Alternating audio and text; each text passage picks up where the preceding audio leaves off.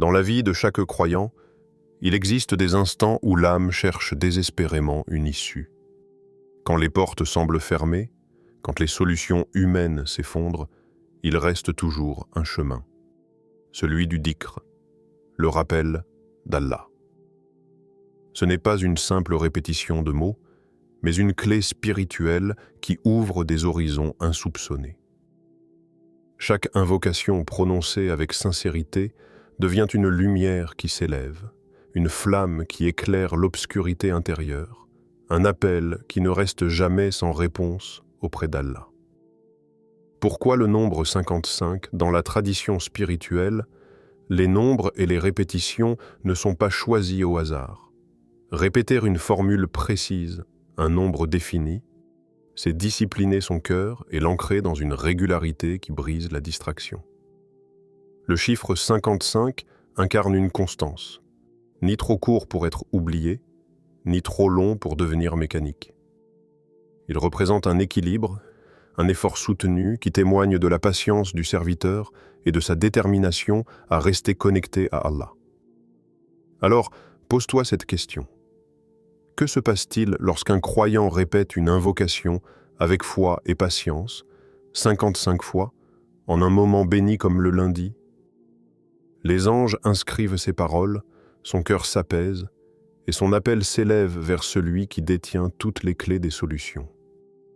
Un homme, accablé par des dettes, raconte avoir récité chaque matin une formule simple mais puissante. Les jours passaient, et il ne voyait rien changer. Pourtant, il persista. Quelques semaines plus tard, un ancien ami qu'il n'avait pas vu depuis des années l'a contacté, lui proposant une opportunité de travail honnête qui lui permit de régler l'essentiel de ses dettes. Était-ce un hasard?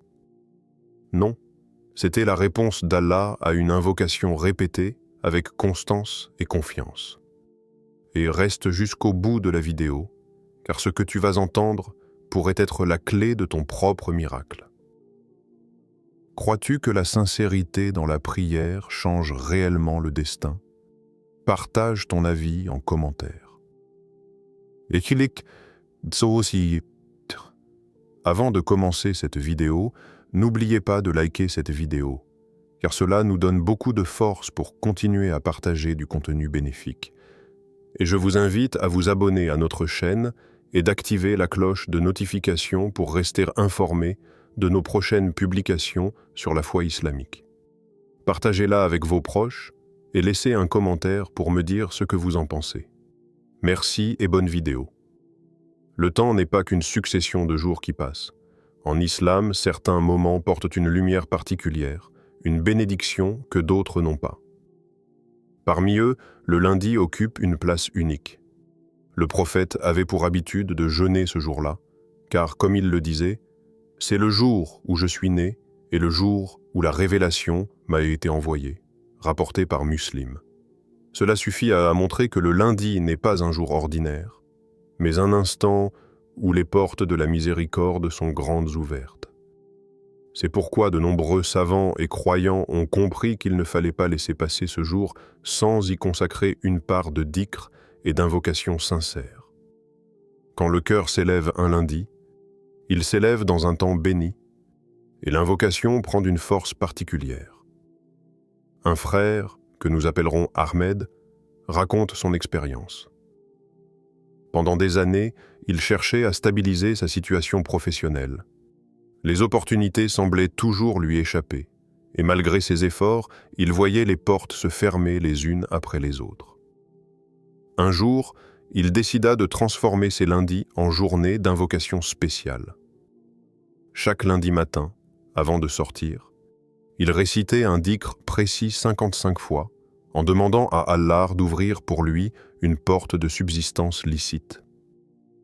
Les premiers mois furent silencieux. Mais au bout d'un temps, une rencontre inattendue avec un ancien collègue l'amena à décrocher un poste stable, bien plus adapté à ses compétences que tout ce qu'il avait espéré auparavant. Ahmed témoigne que c'est la régularité du lundi qui a tout changé dans sa vie. Non pas parce que le lundi a un pouvoir en soi, mais parce qu'il est béni et qu'Allah répond quand on l'invoque avec constance. Le Coran lui-même nous rappelle que, dans la détresse, l'homme se tourne vers son Seigneur.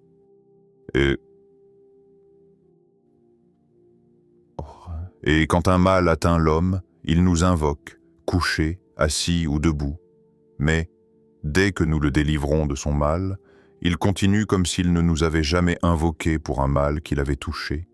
Sourate Yunus 10-12. Ce verset est un miroir pour chacun de nous. Beaucoup invoquent dans l'urgence, mais oublient de maintenir la régularité quand l'épreuve disparaît. Or, c'est justement la constance, comme réciter 55 fois un dhikr chaque lundi, qui transforme l'invocation en une source permanente de bénédiction.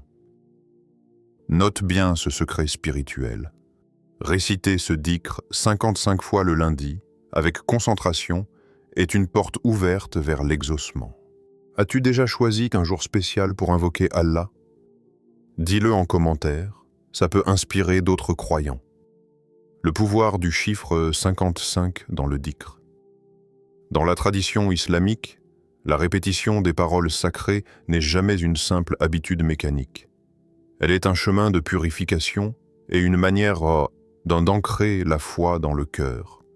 Le prophète a enseigné à ses compagnons, après chaque prière obligatoire, de répéter 33 fois Subhanallah, 33 fois Alhamdulillah et 34 fois Allahu Akbar. Ces répétitions ne sont pas de simples chiffres. Elles sont des disciplines qui construisent l'âme, effacent les traces de l'oubli et nourrissent le cœur d'une lumière constante. Chaque nombre répété est comme un battement supplémentaire dans le cœur du croyant, qui fait entrer la présence d'Allah dans son souffle et dans sa vie quotidienne. Ainsi, répéter un dhikr 55 fois n'est pas une superstition, mais une méthode spirituelle pour franchir les barrières de la distraction et se plonger dans une méditation profonde. Un commerçant musulman en Afrique de l'Ouest en a fait l'expérience. Il tenait un petit magasin de tissus, mais malgré ses efforts, il ne parvenait pas à progresser. Chaque soir, il se sentait découragé par les pertes et les dettes.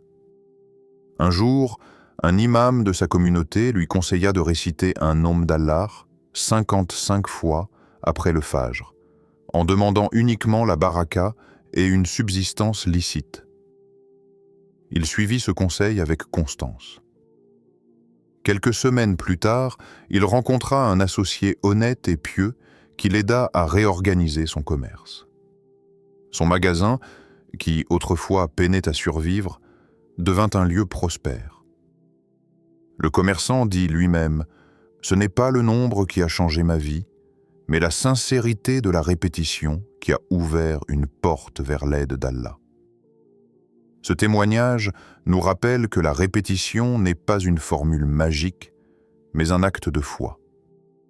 Plus on invoque Allah, plus notre cœur s'éveille et se détache du doute. Le Coran nous donne un exemple puissant avec l'histoire de Zacharia, alayhi salam. Cet homme âgé, sans espoir humain d'avoir un enfant, répétait inlassablement ses prières en secret, demandant à Allah une descendance pieuse. Et Allah, dans sa miséricorde, répondit à ses invocations répétées en lui accordant Yahya. Cette histoire montre que la persévérance dans l'invocation attire une réponse divine, même quand tout semble impossible. Ainsi, la répétition est une école de patience et une preuve de confiance. Chaque mot devient une lumière qui s'élève, chaque souffle un pas vers la proximité d'Allah. Ne sous-estime jamais la répétition. Chaque mot est une lumière qui s'élève vers Allah.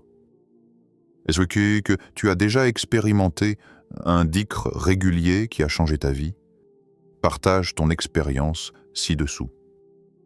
L'histoire coranique de Yunus.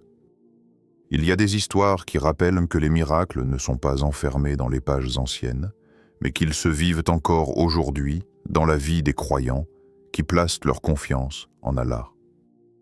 L'invocation, lorsqu'elle est répétée avec constance, devient une corde qui relie le cœur à celui qui détient tous les destins.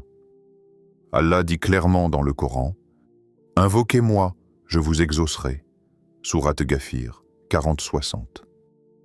Ces paroles ne sont pas une promesse vague. Elles sont une certitude, mais leur secret réside dans la patience et la foi de celui qui invoque. Prenons l'exemple de Fatima, une femme qui avait souffert pendant des années d'une maladie chronique. Les médecins faisaient ce qu'ils pouvaient, mais aucune amélioration durable ne venait.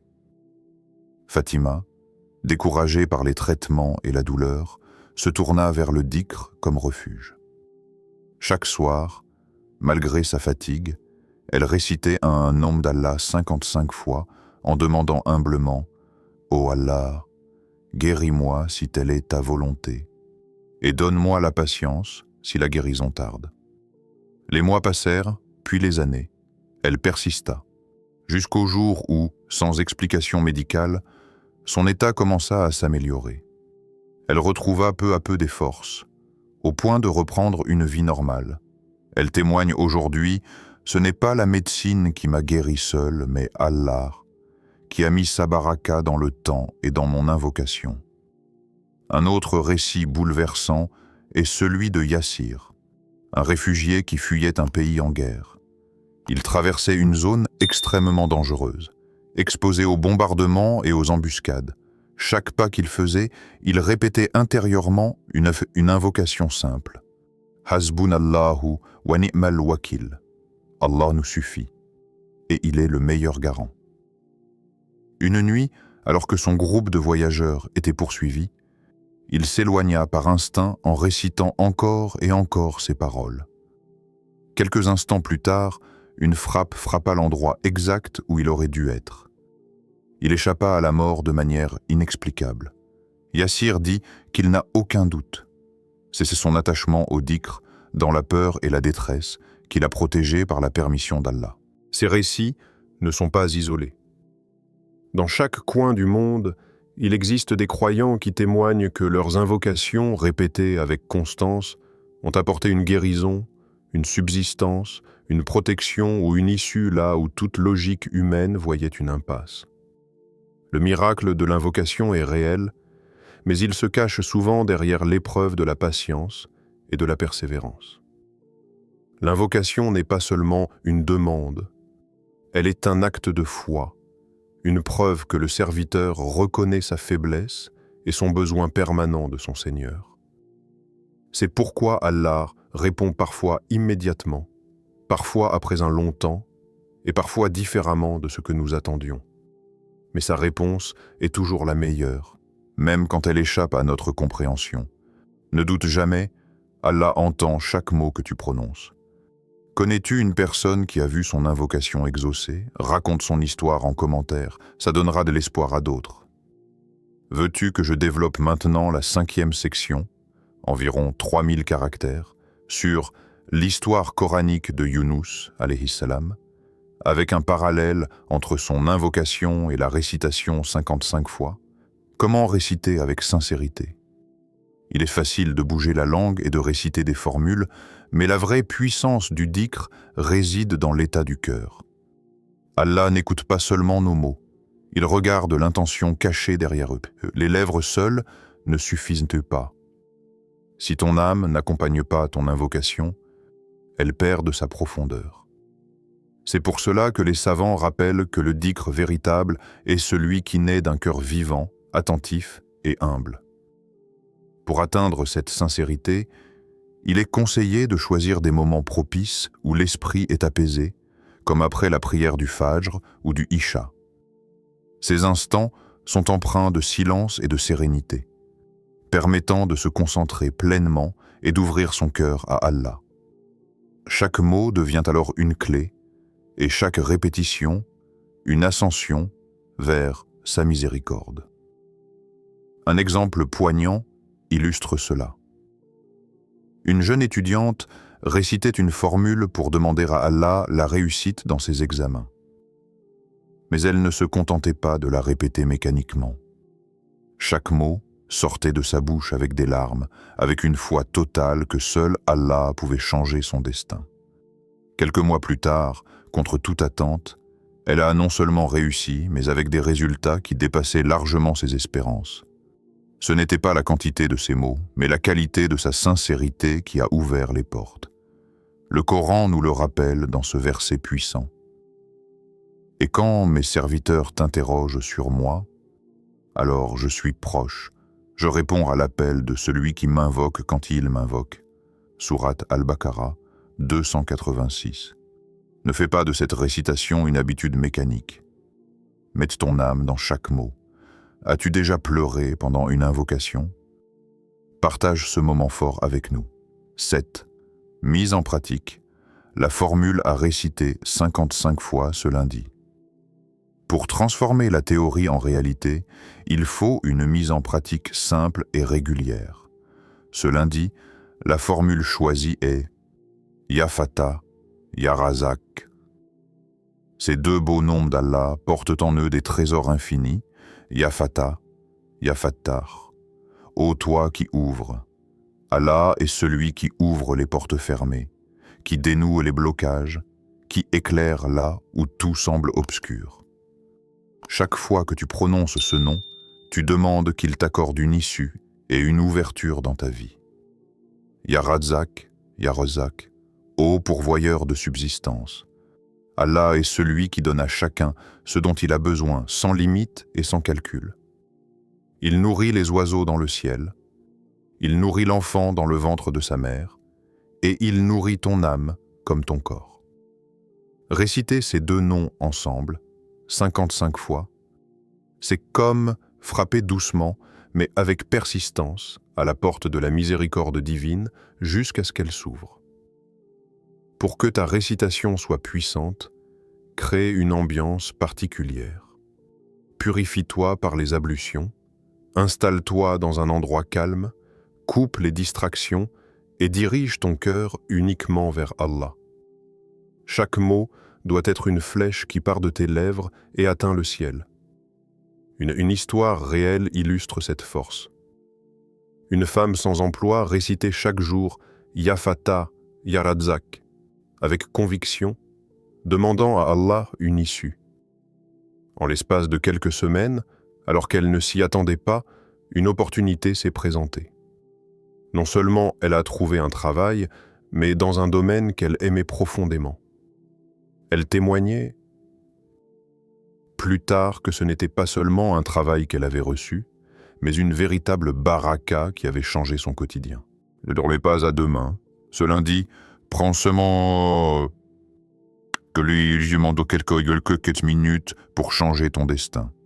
Vas-tu essayer cette récitation ce lundi? Écris Inch'Allah en commentaire si tu es prêt. Clôture méditative. Plus doua final. Tout au long de ce rappel, tu as vu à quel point la sincérité et la constance dans l'invocation sont des clés essentielles pour que nos paroles atteignent le trône d'Allah. Ce n'est pas seulement le nombre de répétitions qui compte, mais surtout l'état du cœur, l'humilité et la confiance totale en la promesse divine « Invoquez-moi, je vous exaucerai ». Sourate Ghafir 40-60. Chaque lundi, chaque instant consacré à Allah devient une graine semée dans ton destin. Ne doute jamais, aucune invocation ne se perd. Même si tu n'en vois pas l'effet immédiatement, sache qu'Allah garde précieusement chacune de tes paroles et les transforme en bénédictions visibles ou invisibles. Avant de conclure, prends un instant de recueillement et joins ton cœur à cette invocation. Ô Allah, ouvre pour nous les portes de ton immense miséricorde. Accepte nos invocations et fais que nos prières récitées avec sincérité ce lundi deviennent des clés de réussite et de baraka dans nos vies. Si cette vidéo t'a inspiré, partage-la à une seule personne. Tu pourrais être la cause de son exaucement. Quelle est la plus belle chose que tu aimerais demander à Allah ce lundi? Partage-la avec nous en commentaire.